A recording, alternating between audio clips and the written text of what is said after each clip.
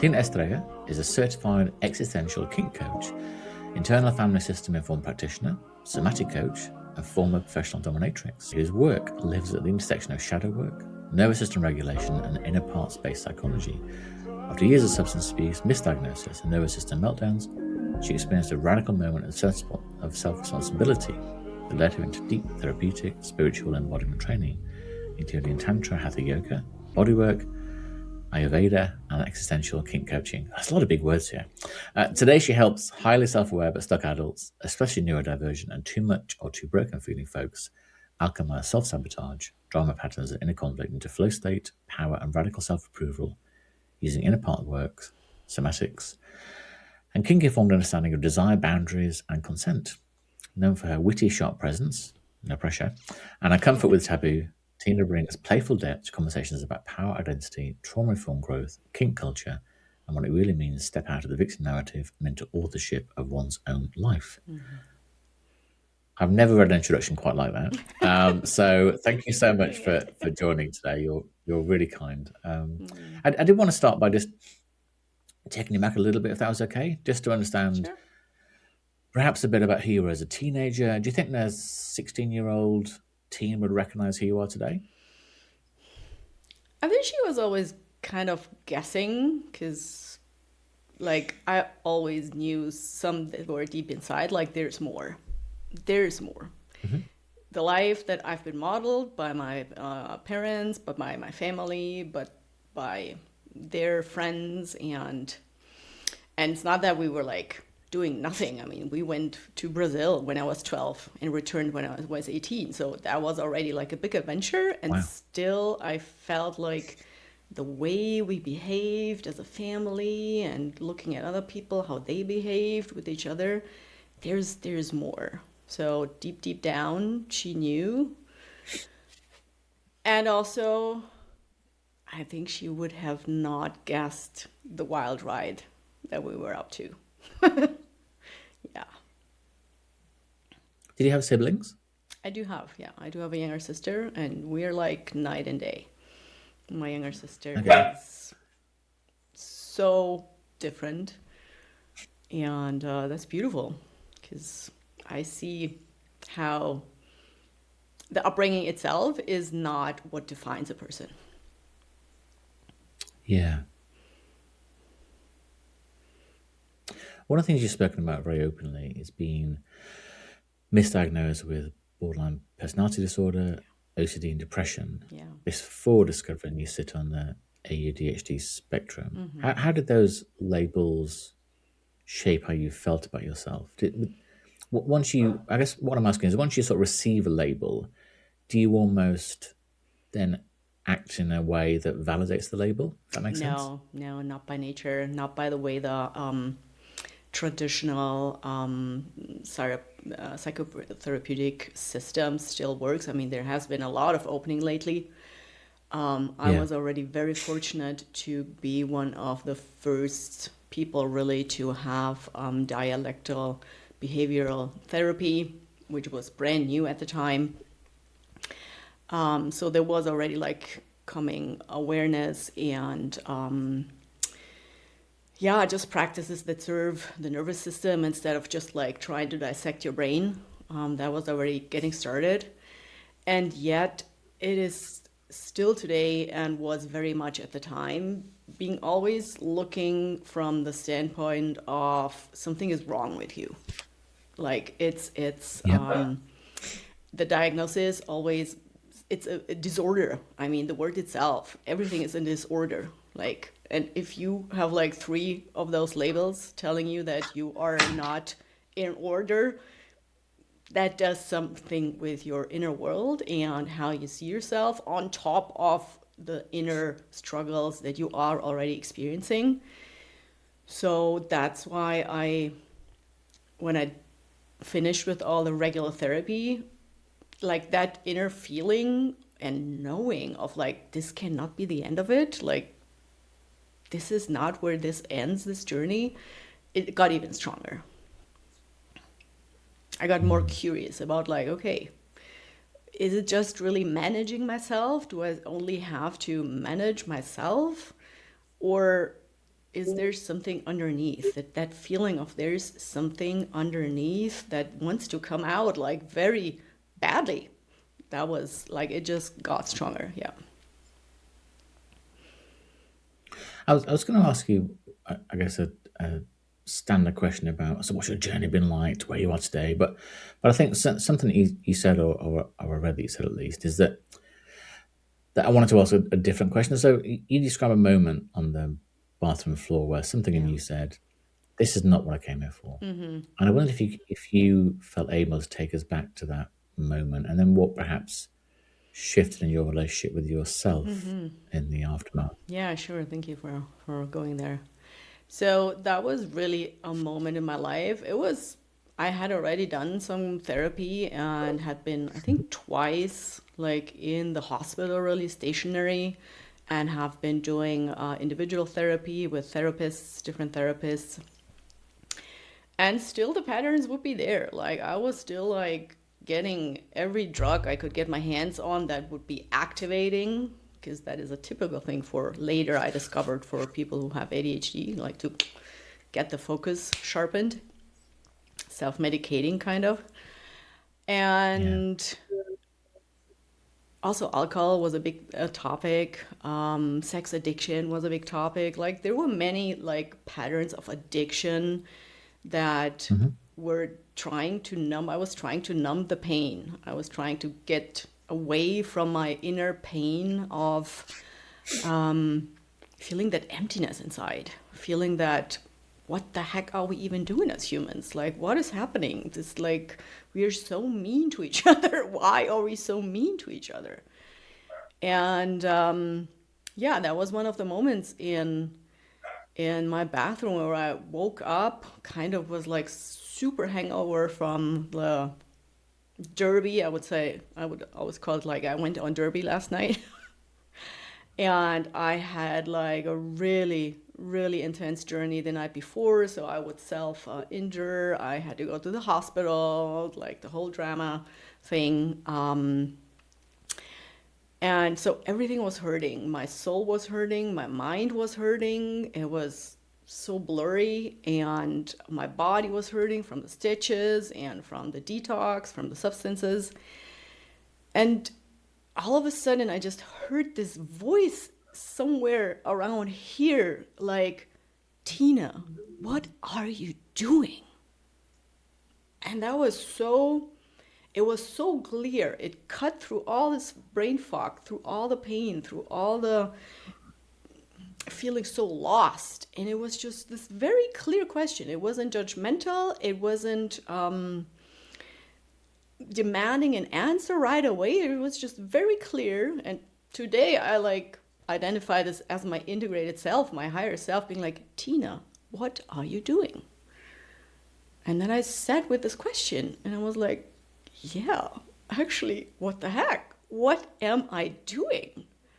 And then I realized like all these stories, the whole victim, like there was a lot of victim identification from the drama triangle. In that moment, it was just all for a moment gone. It was just this stark realization like, I am doing this to myself. There's no one outside of me telling me to go take drugs now, go hurt yourself, go engage in these patterns that you know deep down they hurt you.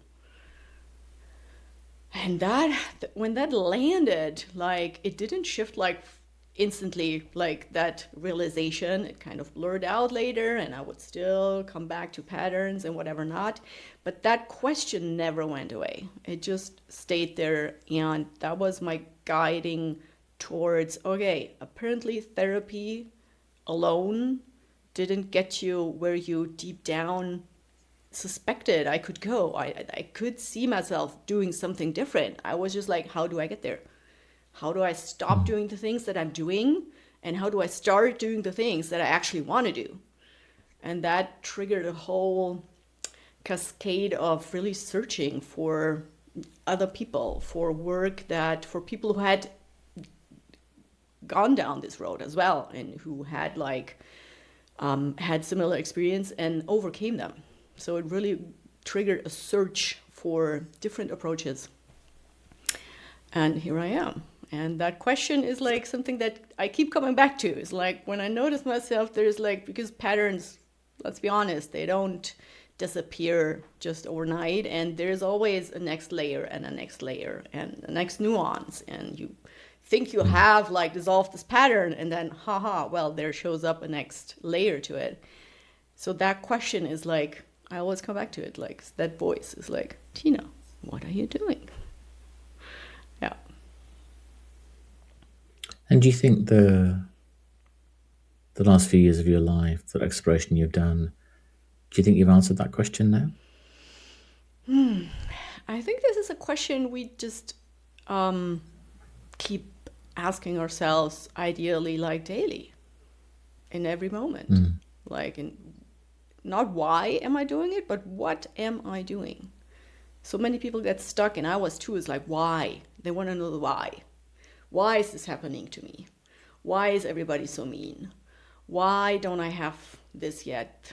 Why do I still keep doing that? And that keeps you stuck in the mental thing. That keeps you stuck in the over-analysis. If you ask like just, what am I doing? You see like, that is like the practical side. This is like the coming into action. It is more of getting out of this mental looping and being like, what am I actually doing? There's even an approach in therapy that says like, look at what you're doing, and then you know what you actually want, which is like really intensely connected to these parts. There are parts of us, inside of us, who want weird things to the conscious mind. Like if you go to Dominatrix and BDSM scenarios, like the logical mind says, what? Inflicting pain or having inflicted pain on me? Why?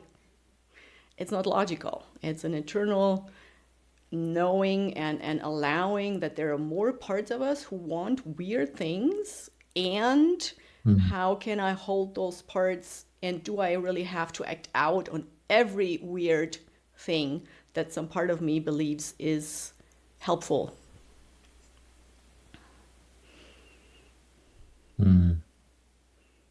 And how long did it take you to close the door on what you might have seen as negative behavior? So maybe the drinking or the self-harm or the addiction. How long did it take to close that door?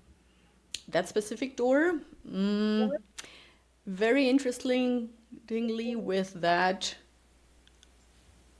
question of what are you doing being from there on omnipresent, Yeah. I kind of stopped very fast. I did not do any additional therapy or any whatever. It really, it just like flipped a switch. And I was like, you know what? I'm done with this. I don't want it anymore. It's not getting me anywhere. And then, of course, a couple of weeks were like super intense. It came with a lot of personal shifts because your former friends, you have no common ground anymore. The places you used to go to like Derby and hang out and party, it doesn't match anymore either. You're like, first, like it's a whole, you enter a whole new realm, a whole new world. And I think for many people, this is one of the big struggle phases where they keep going back and forth and back and forth. Somehow for me, that realization, I mean, I had gone very far in this direction. It was like so intense that I was like, okay, next time probably I'll have like such permanent damage from the self-harm. So I had gone very far in that one direction, and that just allowed me probably to like go all or nothing, close the door, done, like sit with this discomfort of having to invent yourself completely. And then I did. And that has been kind of my practice going forth always, was like, okay, whenever I notice like what I'm doing right now, it doesn't satisfy me anymore. It doesn't give me like life force energy. It doesn't allow me to feel expansive and good in my body and in my life. I come back to, what am I doing? Do I want to keep doing this? So yeah, for me, it was a very very brief period. That door got slammed. Yeah. It's interesting, isn't it? I stopped drinking about 14 years ago now, and I found the same. It was an immediate sort of stop. There wasn't like, oh, well, I'll just have a couple of drinks or I'll go back to it. It was an immediate, and I do think so much of it is about, you can only truly stop when you decided you're ready. So I think other people might have had our best interests at heart and want us to stop and try and talk to us rationally and try and persuade us. But I think you don't hear any of that until you actually, until you've decided, the answer to that question. What are you doing? Go, oh God, what am I doing? I'm going out every night and spending too much money. I'm hanging out with people I shouldn't hang out with, all those things. And then I'm sure you found the same. Well, you decided you did.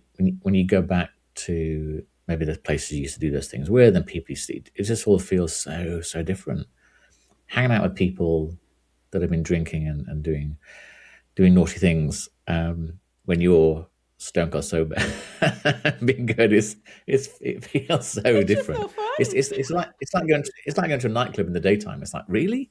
I come here at night and it's all, the floors are horrible and sticky and the lights are very harsh and everything. It's very different. And it's just the same dumb conversations over and over again, like, because it is. They forgot, like, and we forgot that we were like exactly the same. You just, when you close that door, like, it's like you're like, this realm doesn't suit me anymore. And it's very interesting for me personally, like, after so many years being out of it, now, today, with my now conscious awareness of dynamics, I can go even once a while for, like, because I like dancing, for example. And yes, there are solo parties and there's ecstatic dance and there's so many places where you can go without having that drinking culture and that drug culture, to amazing music, no doubt. And also, today I find it even sometimes like entertaining just to go to one of those parties or those clubs, and until a certain level of people getting wasted, and I can be there and just be so sober and be more outgoing than anybody else. And then it so often happens because there's sometimes people come to me, do you have something, Tara? And I'm like, sorry, no, because they suspect that I probably have, because I'm more extrovert than the other people, because I learned that it's coming from inside of me. I don't need an external substance to like loosen up or to go out or to be expressive.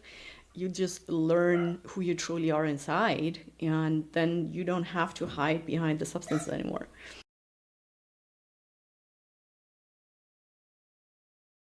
So one of the things that you sort of talk about is that you work professionally as a dominatrix for a period of time. Now, I guess a couple of questions on that. One will be, do you think that was part of your exploration of being in control? And then what did that work teach you about intimacy, or what did it make you feel about relationships? Yeah, great question. So it was definitely part of my healing journey. It was stepping out of, so I got to be clear about, like, I didn't start right away as a dominatrix. I started on the other side. I started as a professional sub. So when I came to, I got like curious about BDSM, and especially shibari, the whole rope art was very like attractive to me. It's so beautiful. Yeah. If people don't know what it I is, still please do look it. it I up. still love it Some of today. it's so, some of Absolutely. the non-permanent marks it leaves are so beautiful. Anyway, sorry. And it feels so good. It just feels so good. So that is how I started out. I started on the receiving end.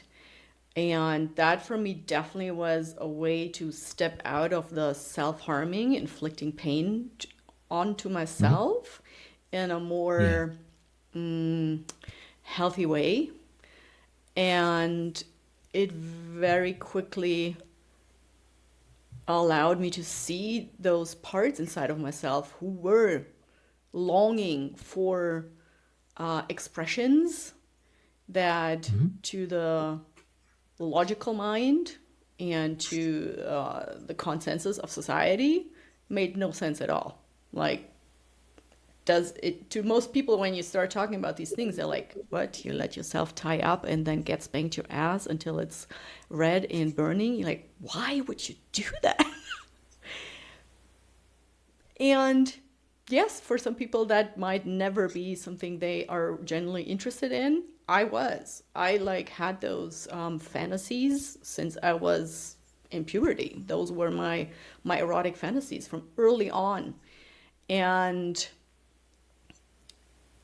the dungeon, the professional space, just very quickly made sense to me to explore this in the safest way possible, because there are always other women. There are always the dominatrixes and other people, to make sure that nothing that is out of consent does happen to the sub when they're in a session. So someone would always like have a sneak view into the door, or we would have like a code if something should happen and I felt I couldn't handle it anymore, I could communicate that.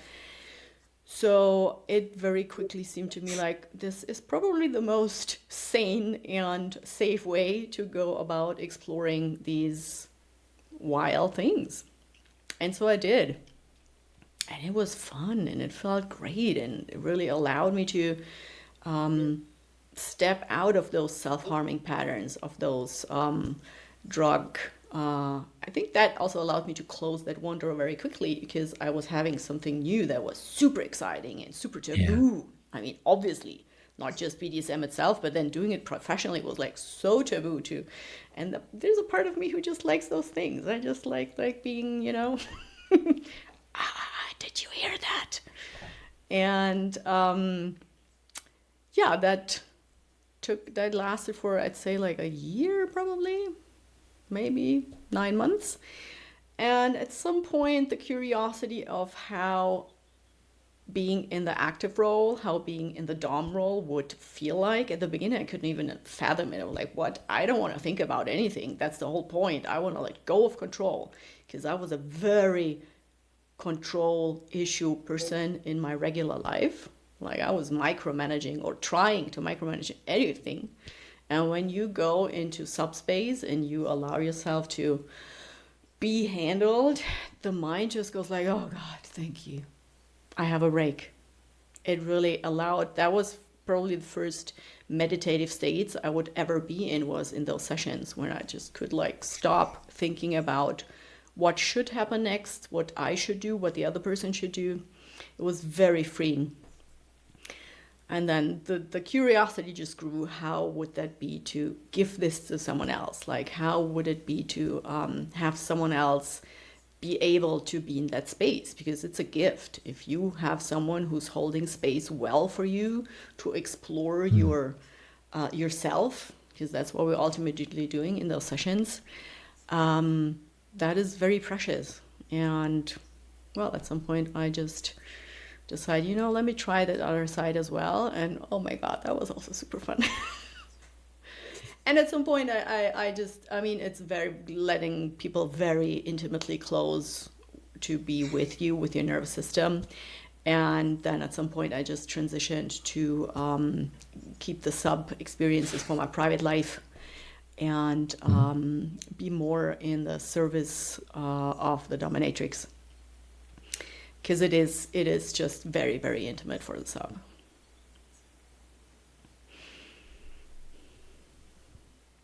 It's very, very interesting. So when I've talked to other dominatrix, and one of the things that they say, and I think this is a society thing really, particularly for so we still have a fairly patriarchal society. Yes. Where men are supposed to be in a certain sort of role, and many men and many women now, but many men, I'm talking about for a second, have very difficult jobs. It's very stressful. It's very difficult. The feeling that the dominatrix say that the men get from being able to be submissive or submit to somebody for an hour or 2 hours, whatever, it's just something that they need. Yes. So it's I don't know whether we'll ever get to the stage where BDSM is recognized as a as a valid therapy, but it almost feels that's almost where we should get to, because they're sort of saying it's very hard for a lot of men typically wouldn't ask their partner of 10 years, 20 years to tie them up, gag them and spank them, whatever. They're just, oh my God, I'm too embarrassed. I could never ask that. And who knows? A partner might be desperate to spank them. Who knows? And that's so but sad. they'd rather go Exactly. It's to so a, sad they don't. they'd rather go to a, and probably wisely in a way, go to a professional to sort of talk about it and Yes. explain it and that kind of thing. And it's, yes, there's a sexual component to it, but I think a lot more of it is about just being free for a moment. So I've sort of thought that for a while now. I think that almost perhaps when you're tied up or in bondage or completely enslaved to somebody else, it's almost a very freeing experience, if that makes sense. It is. That you're sort of giving yourself to somebody else, and in that moment, they're in control. So therefore, you're free. You're not having to make a decision. You're not having to authorize something. You're not having to sign something off. You're not having to do something. You just, for that moment, for that hour, for that period, able to submit and feel free through submission, which sounds completely counterintuitive, but that's probably the best way I can think of describing it. Yeah, it is. It's all about energy states. It's really about being in the yang energy or in the yin energy, like the more Asian cultures, they do have those concepts of energy, like our more European and North American cultures, we kind of lost it along the way. And so what happens is that the sub is like totally inward. It's attention all inward. You just like experience, like I said, you experience yourself.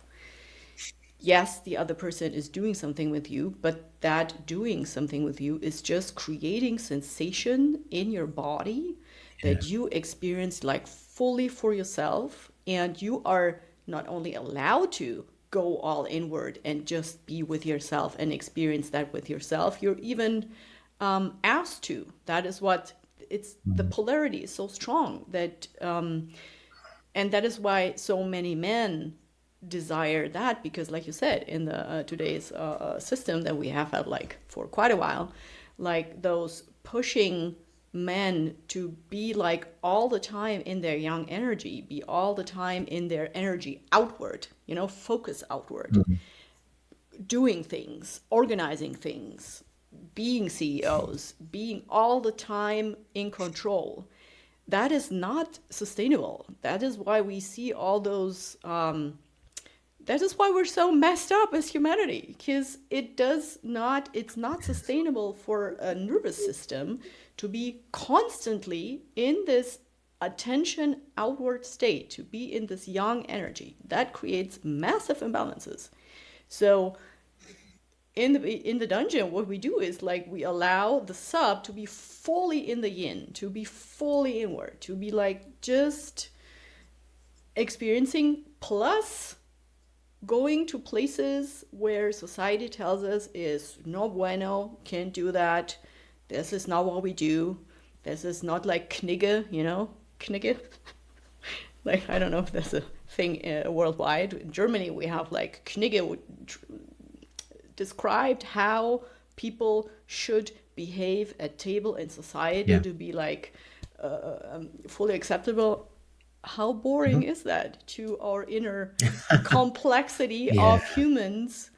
We're so complex. We like weird things, and we are not allowed in order to be perceived as sane even. So the dungeon is really this as is coaching, this supported space where people are finally given permission slips to go there, to go through those experiences, to express those desires, to allow themselves to do that weird things. I mean, if it is consensual for both parties, who else is to like say that that is not okay?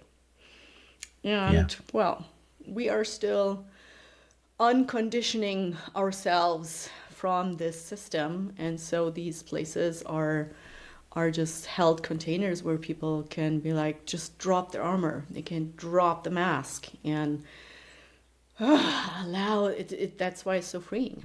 Yeah. And I think one of the similarities between a BDSM scene and a coaching experience is it's probably one of the few times in our lives where we are hopefully truly present, because there's so many distractions. Even when you're talking to somebody, you're also looking at your phone, or you're doing something else, or people are very, very rarely focused on one thing. And actually having an hour or 2 hours, whatever, being coached or being tied up or in shibari poses or whatever it is, you have to be very present. You really are in the moment, so to speak. And it's just not something we experience in the rest of our lives. We're sort of jumping so quickly from moment to moment, experience to experience, sensation to sensation, and it's just this overwhelming volume of stuff, as opposed to, it's all about quantity of experience, I think, rather than quality of experience. Totally. And I think Yeah. perhaps what you do, I think, now in the coaching is very much about the quality of the dynamics. So how did you decide that coaching people and talking to people and helping people understand their own intimacy, how did that come into your life as something you wanted to do? I think that is just a natural transition at some point if you have been coached for Yes. quite a while and you have benefited from other people offering this supported space. I don't like the word safe space because nothing in life is ever safe. We live on planet Earth. Planet Earth is not safe by nature. We all die.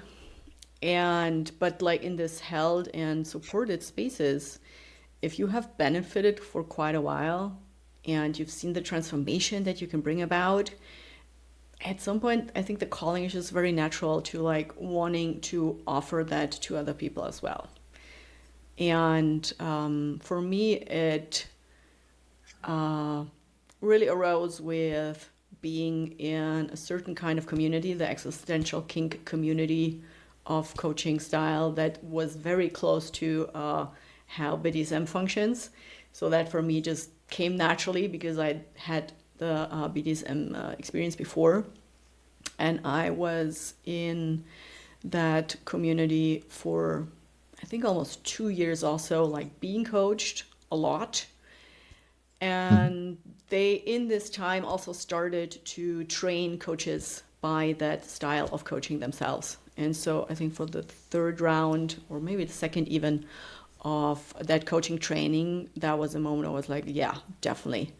And I felt for me that was very important to have some sort of training of then stepping into the role of the coach as well. Because just because you have been coached a lot, it doesn't make you automatically a good coach yourself. Just because you like beer a lot doesn't make you a good brewer, or a good bartender at the same time. Or it's just a different. There's different skills that you need to acquire. For me, it was like active listening. I was really good at expressing myself and being a good coachee. But being a good coach comes with skill sets that I wanted to train before I step out in the world and offer my services for money.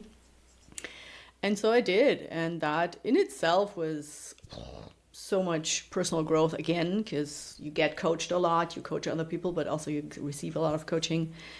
And it has been this beautiful journey of then, again, building a coaching business is like, it's such deep internal work because you meet all those parts who are like, no, we're not doing this. That's dangerous. That is expansion to a level like nobody in your family ever did before. No. So you coach yourself through that process of like actually going out and actually doing it, not just thinking about it, but doing it. Yeah. So how would you explain existential kink to somebody that doesn't understand it? And actually, if you hear the two words, you think, oh gosh, that sounds quite provocative, or that doesn't sound like therapy. How would you explain what it is to somebody that, how would you explain what it is? Well, it's based on a book. Like the author, she's called Carolyn Elliott. She wrote the book. She is the leader of this community I've been in and this coaching method. So it's a book, and she goes very in depth about her own experience of how she at some point realized she had one of those bathroom moments as well herself, standing in line, queuing up for food and wondering, like, she had so many education, she was equipped to make a lot of money, and yet she didn't. Somehow she always ended up at being damn broke. And just queuing up there, she just realized, like, maybe a part of me actually likes being broke. Maybe a part of me is like totally turned on by this humiliating experience of having to stand here in line with food stamps while having a PhD and whatever not. Which for other people makes no sense at all. Like, why aren't you making money? Like, what is wrong with you? And that's why she named it Existential Kink, because a part of her was just totally, and she, like, the moment she asked herself the question, she like dropped that there was this sensation in her body, like she really felt this sexual pleasure arise with that question, being like, yeah, this is such a turn on. And so that's why she named it Existential Kink, because that existential dread to a part of her felt like, ooh, the most juiciest thing on this planet. And that's the story about the name. And in the end, it's like really, it's internal family systems, but with a bit more of kinky approach of allowing yourself to have those weird experiences, have those, just like in the dungeon, like there's a part, like for me, the same topic was it was a pattern I could not get over. No amount of coaching, no amount of therapy, where I was like, what's wrong with me? Why am I still so damn broke all the time?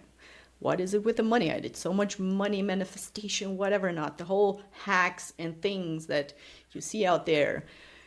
And I saw other people doing the same kind of work and succeeding and stepping out of that pattern of like always struggling with money. And I did not. And at some point you're like, what's happening? Why am I still doing this to myself? And then I'd like that practice of, it's a meditation practice as well, where you just like go really inwards and you imagine yourself in that situation of, that is like, looking at your bank account and, oh my God, that charge in your body, and allowing that part really indulge in, like in the dungeon, indulge in that charge, being like, oh my God, to that part, it feels like so sexy. And over time, when you allow that part to have that experience in the meditative way and really go for the pleasure, go for the kink of that existential dread, it just fizzles out in reality, in the physical realm. You don't have to have that experience when looking at your bank account anymore. It's really moving out of a pattern practically by allowing that suppressed desire to arise, feel it fully, go. Like those meditations can give you like full body orgasms. It's really good. And it actually works. It's so hard, isn't it? Because so much of what you said is about people's feelings about being broken, or this is not normal, there's no issue. It's basically how our society at the moment has defined how things should be, how we should behave, and the word you used before is this acceptable? And it's not that there's anything per se wrong or broken or anything about anything anybody does at all or even thinks about. It's just when benchmarked against what society has defined, whether that be our religious society, our cultural society, our economic society, what it's judged to be appropriate. Yeah.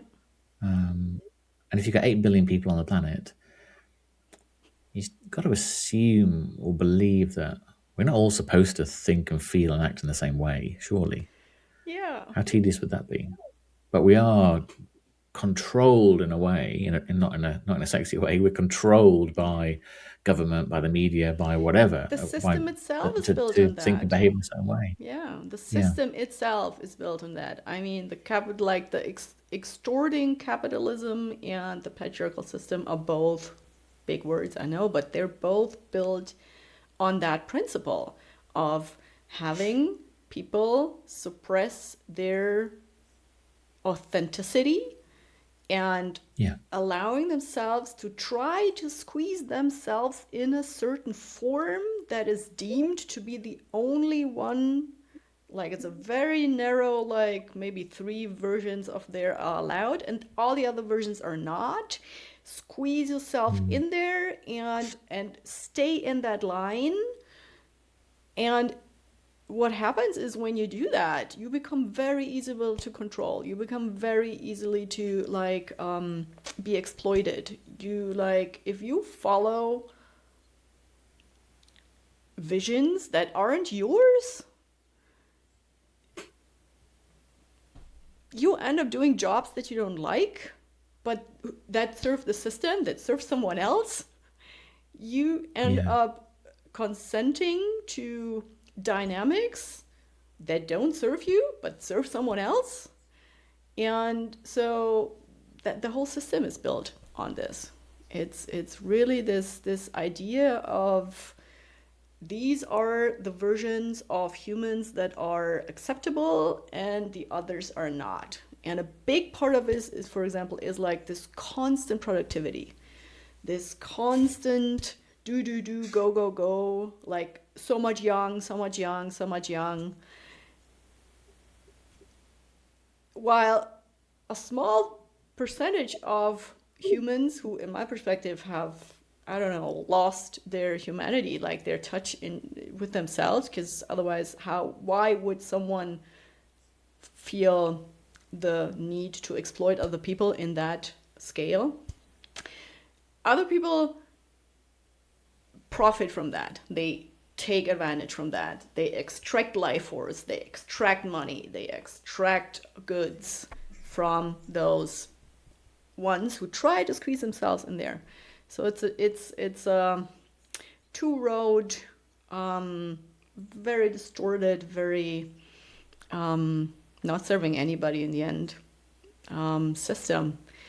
And once you step out of it, you realize, like, why have I been doing this? Like, this didn't come from inside of me. That idea was never, like, internally, never felt like really good, never felt really true. I've been in California for a couple of months, a few years ago. People there would say, instead of I relaxed today, I took a day off, they would say, today I have been unproductive. And I was like, oh my God, like that is the worst distortion of perception. Is like, even when you give yourself the grace to rest for a day or half a day, you still label it as actually it's wrong, it's unproductive. And that's all those labels they are like built or like created themselves. In the end, I don't even know like if there's so much intention behind it, but it works is like squeezing ourselves into a mold that's not meant for most of the people, probably. Yeah. I do hope in maybe my children's lifetime that we'll see a different measure for success. So at the moment, all countries measure GDPs, gross domestic product, and even measure gross domestic product per capita. So basically, how much are you contributing, Tina? How much am I contributing to the economy of that country? And that's how we define the success. Oh, GDP's up. Oh, GDP growth is going to be up by 3% this year. GDP's flat. Yeah, and I said at the beginning of two teenage children, and I think the one thing I hope for both of them is that they do the things that they enjoy, and that they don't see success as a 5-bedroom house instead of a 4-bedroom house, or a Mercedes instead of a BMW, or they don't see success in terms of material things. Yes, if they want to do things and need money to do things, of course, absolutely. Nobody's saying, I'm not saying it's never work or whatever, but it's so much more important to do something that you enjoy and to recognize when you have a day or a week off work, that week isn't about being unproductive. That week is about it's about bringing energy back into yourself. And what could be more, if we do use the word, what can be more productive than that? Actually, if you're working on yourself rather than working for somebody else, feels almost like what we should be doing, really. I do hope that changes in the next. It hasn't changed in my lifetime, obviously, but hopefully my children, or maybe their children, will see a different measure of happiness or success or joy or Yeah, totally. so that people feel different. One of the things you mentioned was internal family systems and inner parts. And I wonder when it comes to love and sex, what are some of the key parts you see that show up again and again in people's relationships? You mean that are blocking them from having like a Yeah, fulfilled, true intimate, intimacy. or Yeah. yeah. So what I do see a lot, and it again ties back to this certain form and certain thing that is acceptable, is Mhm. trying to perform. The parts who believe that they need to perform in a certain way and that it has to look a certain way, and that it should make you feel a certain way. All those shoulds, they are a big part of why Yeah. people are not being genuine about what actually delights them. And then also the parts who believe that it is dangerous or at least inappropriate to have conversations with their partners, with their intimate relationships about those things, like really sitting and naming the discomfort of, it would feel really great if I would really would like to try XYZ, or what is it that you would like to try? There's so much still taboo about talking about these topics, and those are parts who try to protect us. They try to keep us safe. They believe that having uncomfortable conversations, having awkward conversations,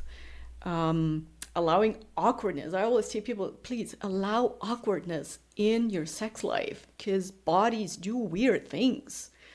Like, nothing is as polished and streamlined as Pornhub or whatever wants us to believe. Like, it's not. It's not high gloss. It's messy hair. It's gases coming out of body parts. It's weird and funny. Like, if I have sex with someone and I don't have at least one moment of like deep laughter about awkwardness, then I know like I have been performing.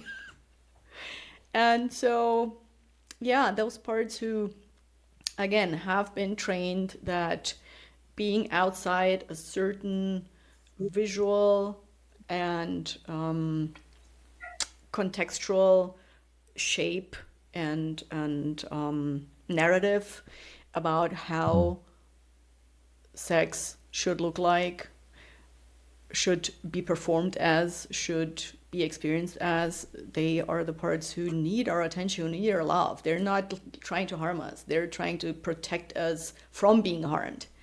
And so, like, having conversations with ourselves and then allowing ourselves slowly, step by step, open up. And like you mentioned before, obviously, if you have been like 10 years doing the same things, not having those conversations with someone, like the longer you wait, the harder it gets. It's like if you have been out of the gym for 10 years, you can bet like the first 4 weeks will feel like torture, because you Yeah. have been like it's difficult at the beginning to step out of a certain role that you have given yourself, that you have given to your partner, and start something new, try something new. I always say, like, stay curious. Stay curious. I totally hear what you're saying, and I agree. I think the challenge is that I think it's quite scary to have those conversations, not because of what we are going to say, but because of what we fear or imagine the other person's going to how they're going to respond. Yes. So if after 20 years of a very vanilla relationship, I say to my partner, I've always wanted to explore being tied up and spanked. Is that something you think you'd be interested in? The last thing you want is, you pervert. What are you talking about? Oh my, we've Yes. got children together. How can you say such a thing? Yeah. It's I guess a lot of it is when you have that conversation. the situation you have it in, it's probably not a good conversation to have in the middle of being intimate or just after being intimate. Because the last thing you want to hear is, oh, you know that thing you've done where you do this? I've never liked that. Or I don't like it when you, what? It's just, I guess, trying to create an appropriate space, if that's the right word, to have that conversation. And skills. I just made a long piece of content, or like a short one from my public content, and then a longer one for my free membership, where I go like deeper into things that move me. Is like having uncomfortable conversations. It's not just like knowing the appropriate moment for them, like feeling into the other person. Are they even receptive right now? It's also having the skills how to have a uncomfortable conversation, because that is a skill in itself. Like, how do I say something without projecting my fear, my insecurity, my discomfort outward on the other person? How do I name something that I don't like without blaming them? How do I react when they start to project onto me? How do I react? All those things, like they're called uncomfortable conversations for a reason. And that is like a skill set that many of us have not been modeled from home, because like we are like only starting to do those things. Like even back, I don't know, my parents never had one of those conversations, and it was not even deemed appropriate at some time to have these kinds of conversations. So we as a humanity, we are evolving very fast at the moment. And then on top comes this thing. If you have been like had your own boundary crossed for over 10 years because you never, first of all, felt in yourself that there was a boundary that was being crossed, then you didn't express that there was a boundary being crossed, and then after 10 years you come up with like this uncomfortable topic, having to use skills that you probably never ever like have practiced before, and then also name that, you know what, for 10 years I didn't like the way you do something with me or my body. Obviously for that person is like, and you tell me now after 10 years, so that is like that's why I'm always saying the longer you wait, the harder it gets. Yeah. And the longer you wait, chances are that you will bring it out in a way that is not very skillful. Like the chances are that Yes. once you start, like that volcano will start to erupt because you've been sitting on top of that lava for 10 years. So start slow. Start like practice in the mirror maybe, or practice with someone, with a coach, someone you trust who is already skillful. Don't practice with your friend who is even worse, knee deep in not knowing how to have those conversations, because their advice and their input might probably not get you any further to where you actually want to go, of being heard and being seen and feeling safe to express yourself fully. So that is one of the deepest things that coaching really helps you, is like have this supported space and container where you can practice, where you get, ideally from the coach, first of all, the full radical approval of this is where I'm at, and not get judged and not get labeled as, well, that is fucked up, isn't it? Right? So so it's really, well, I think a lot of it is, I think a lot of it is down to how we have decided to define sex. I think in a traditional heteronormative relationship, we view sex as penis and vagina orgasm. That it's very performative, it's very target oriented, and that's what we've always believed. If we could sort of almost redefine the word sex and replace it with pleasure or intimacy, I think it would feel a lot better. Because there are things that we might do. We might, you might just hold hands with somebody, look at somebody, hold somebody, massage somebody, whatever. All those things are incredibly intimate. But I think we've got ourselves in this pattern in a lot of relationships where we think, oh my gosh, he started to kiss my neck, that means he wants to have sex, or she started to stroke my ear, that means we're going to have sex. I don't really want to have sex tonight. I just want to be held or cuddled or whatever. But it's always either nothing or it's intercourse. And I think and especially as perhaps as both genders get older, we change. My erections aren't the same as they were when I was 20. My partner's going through menopause. There were lots of different things. So the things that perhaps we did and enjoyed and loved 20 years ago might be different than what we love and enjoy now. But unless we have that conversation, and unless we invest in talking to somebody about the conversation, it's a very worthwhile investment, really. If you're hoping to get 10, 20, 30 more years of happiness or start your happiness, then goodness me, having a few sessions with a coach that can listen and actually being able to say it out loud for the first time to somebody must feel incredibly opening and cathartic and oh my God, I've said it out loud. She hasn't run out the room screaming for the police. She hasn't laughed in my face. She's listened and she's, okay, maybe I can talk to my partner about this. It always sounds so much worse in our own head. Like in our head, like the stories we make up about how this will land, how this will feel, saying it out loud, how it will be received are usually way worse. And so then when we don't practice and we don't give ourselves the space to like go slowly and maybe talk to someone else before we go straight to our partner, we already expect that to happen. So we already project that reaction from that person. Chances are that they reacting exactly the way we expect them to in our stories are way bigger when we go straight from this whole melodrama here inside of our heads, boom, into fully confronting and being, it's like almost a part of us hopes that it will get that way because then it gets the experience that it was anticipating. So that is why, like I always say, coaching, as it is the dungeon, as our health containers, are their practice grounds. You would not start like, okay, today is like, I'll start to drive a car today. Let's go. Give me a Ferrari. How does this thing work? Okay, let's go. Hit the road.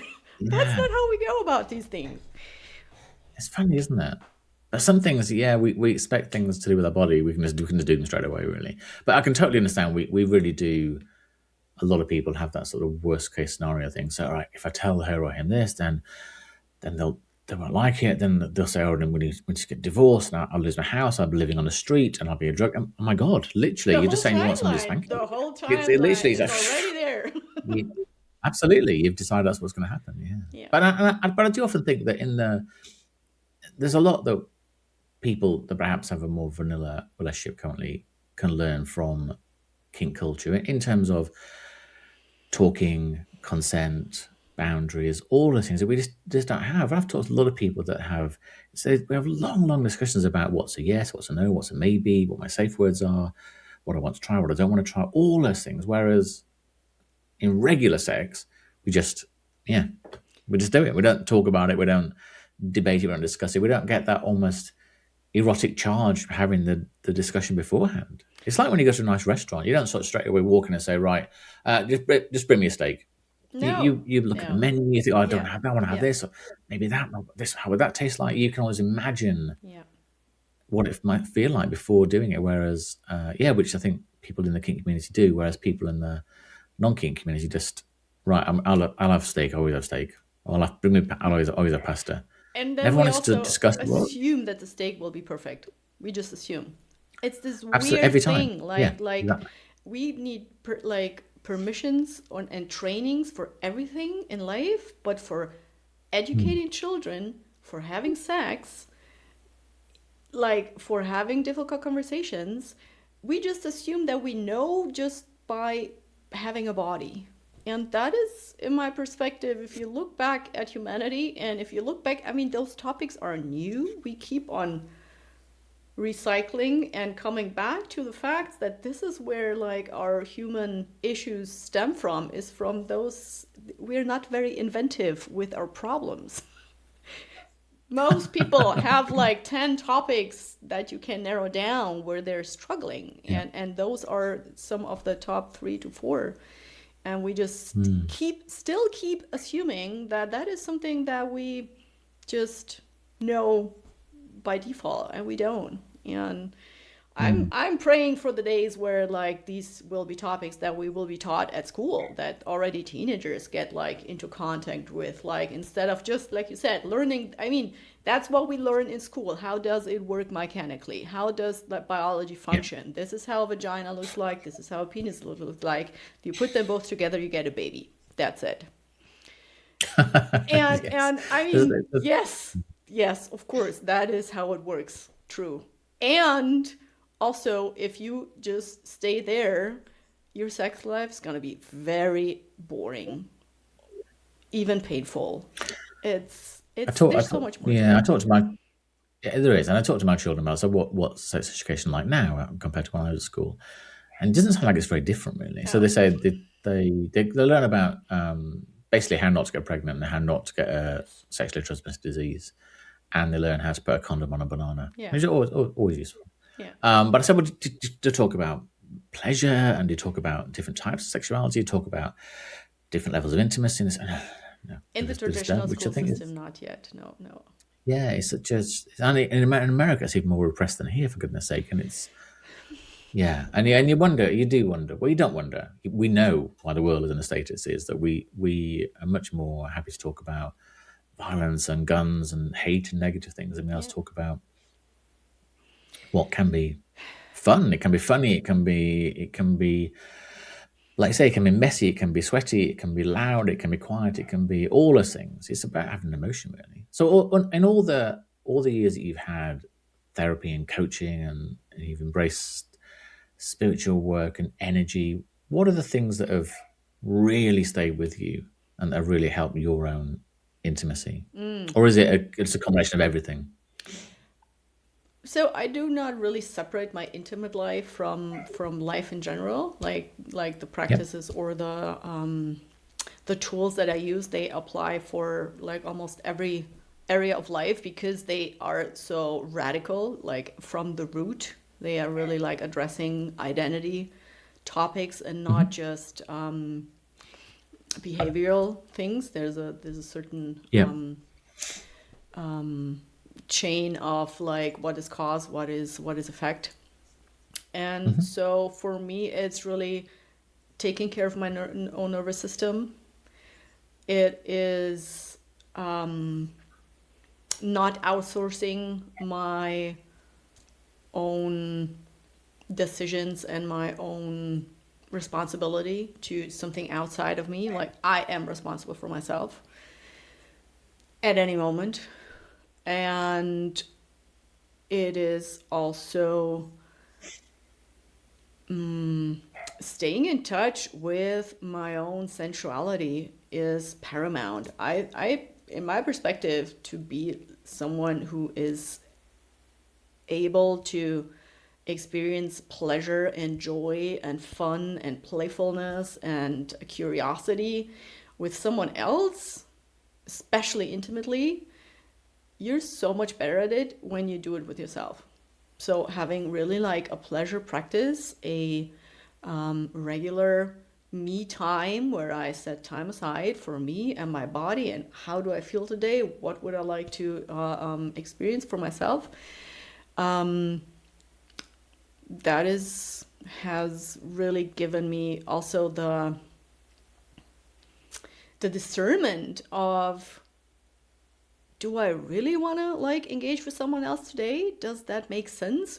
Do we both benefit from it? Because usually when you engage and you actually don't even want to, that is fawning. It does not give anyone something good out of it or something pleasurable, like really like deep pleasure. So yeah, start with yourself first. Like, that's so important. Know thyself. Like, if you don't understand or feel and are not in connection with your own energy, with your own nervous system, with how you even experience pleasure. I mean, there's different blueprints of how people experience pleasure. So I know I'm a very sensual person, I'm a very energetic person, and I'm also a very kinky person. the traditional like sexual mechanical sex, yes, at some point it leads there, but if I don't have any of those three like in the foreplay section, the just really like sexual act doesn't satisfy me at all. I'm just like, and I used to do that a lot because I didn't even know about those blueprints and that there could be different ways to get started and to really feel aroused. And so today now when someone is like wanting to go straight to the this is how we do it thing, I'm like, what, and if someone can follow me along then, and because I don't have a fixed partner at the moment, if someone can follow me along, amazing. If someone can't, well then thank you and sorry and no, because it's not gonna get us anywhere. That's a great answer.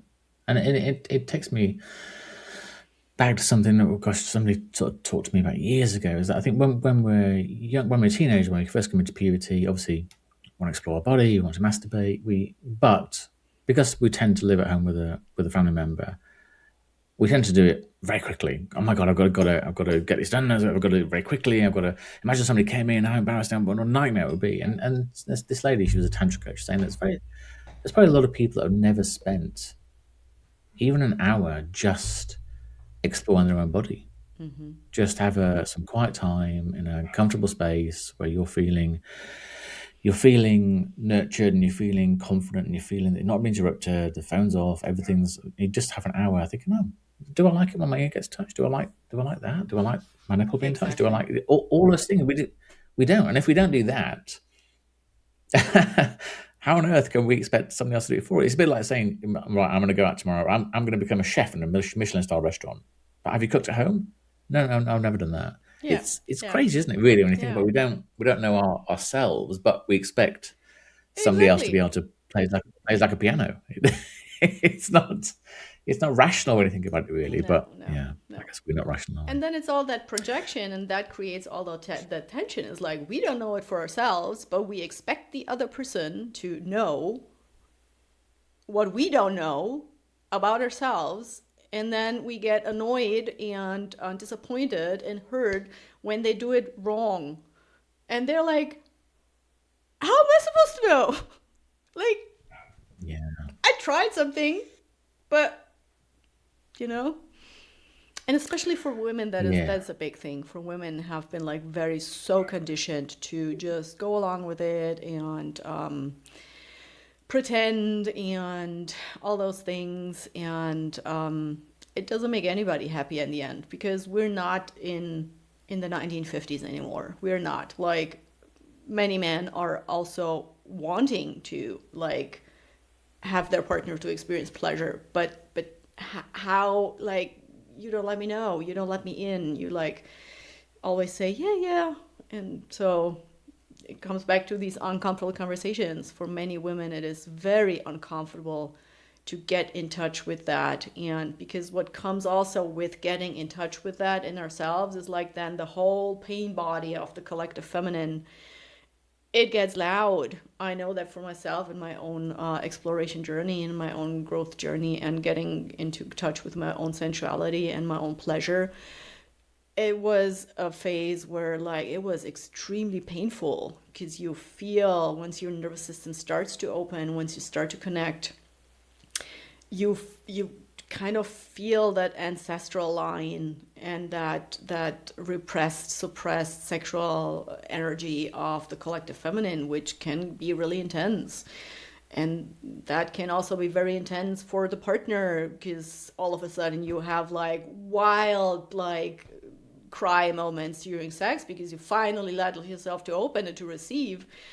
If you don't talk about that, that can also be for a partner, be like, what just happened? We were having like a good time and all of a sudden you're like weeping and weeping and weeping. Yeah, the sexual energy is the most powerful energy we have on our whole planet. It's the energy that creates life. It's the energy that brings the poles together. It is the most powerful, most intense energy that there is. So the charge with it is also, it's powerful. It's big topics. Yeah, life's too short to have bad sex, I think. Totally. I think we can. Yeah. Yeah. Are your tattoos part of your story? Can you say that again, please? Are your tattoos part of your story? Kind of, yeah. They grew like with me, and it took like there's a tree, for example. Like my logical Beautiful. mind wanted to have a rose or a Mhm. lotus at the time, and then the inner knowing was like, nope, girl, you need roots. You need more grounding. It's gonna be a tree. Mm. And I'm like, okay, a tree it is. And getting the tattoo, like, it was really a very, that one specifically, it was a very ground. Yeah, I was somewhere in meditative, in between space, and really could see like later how that translated into having new insights and getting new inspiration. Yeah. It's a very. I've got quite a lot, and it's a very interesting experience. People that don't have them will say, "Oh, doesn't it hurt?" And I found that was the last thing I was thinking. Really, it was. I had a wonderful female tattooist, and we talked and we engaged, and it probably took twice as long as it could or should have done. But we, yeah, it felt very exactly. Grounding is a really good word for it, actually. It felt very in the moment. I wasn't on my phone during. I was there for. What I have, I don't know, 10 4 or 5 hour sessions, a couple of 8-hour sessions, it's a very, very emotional, in a very good way experience. I know some people get small tattoos and it's very quick, and they get a tattoo on holiday in Ibiza or whatever, which is fine. But I put a lot of energy into the experience, I think, and I got a lot back from it. Definitely. That you've been very generous with your time. I should let you get on with your day. But my last question, I think, my last question has to be, and I don't know how much you look forward or how much you plan or what, but could you give a flavour of what you think intimacy would look like in 10 years' time for you? For me personally, Hmm. it's just getting better and better. It just keeps getting better and better. The more parts of myself that I integrate and that I like hold dearly to my heart, which before I would be like, the more I open myself to this, allowing myself to really express what is alive right here, right now in my body. Where is this yes wanting to go? How is this yes for life wanting to express? And yeah, it does really translate into even more quality over quantity. And so I see myself really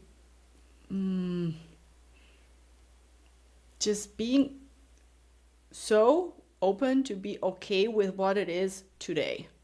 Doesn't matter what it is tomorrow, doesn't matter what it was yesterday. How is it today? Maybe it's even today I don't want to like engage in sensual play at all. That is what is alive today. So this full approval of what is alive in the moment. That is what I keep experiencing more and more, and it's just so good. It's just so good. Yeah. You're a fabulous advert for being more in touch with yourself and being more intimate and being more aware. So thank you so much for your time. You've been incredibly generous with your thoughts and your knowledge. And thank you for sharing what you shared That today. was a super fun conversation. Thank you so much.